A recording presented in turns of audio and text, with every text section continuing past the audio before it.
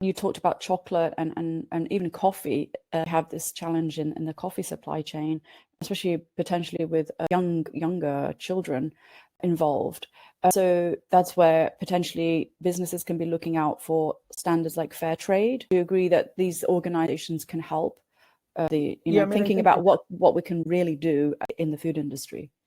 Fair trade is a good way of having another filter to determine the extent to which somebody's actually going to these sites and determining what's happening on the ground.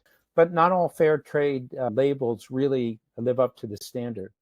Some of them are much better than others. So you also have to do your due diligence on those fair trade labels, because sometimes they'll just come up with a label and say it's fair trade or a variation of fair trade, and it's not that. At the end of the day, it's really important for kind of the world to kind of look at these forms of human trafficking, to understand it, not in the top tier, but as you get farther and farther down into the lower tiers. And let's use cocoa as an example. So what happens is a lot of the chocolate companies buy from wholesalers, but those wholesalers are buying from small farms that have a lot of exploitation taking place. And as you said, there's a lot of kids associated with the cocoa industry. So if you are buying a product that eventually gets outed as being associated with modern slavery, you have that same association.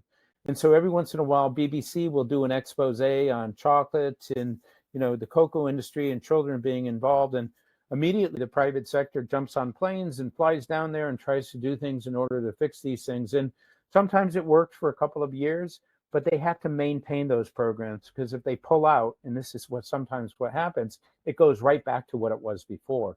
So there has to be sustained efforts within these kind of sectors to ensure that the exploitation isn't systemic and doesn't continue beyond the life of the support programs that are being offered.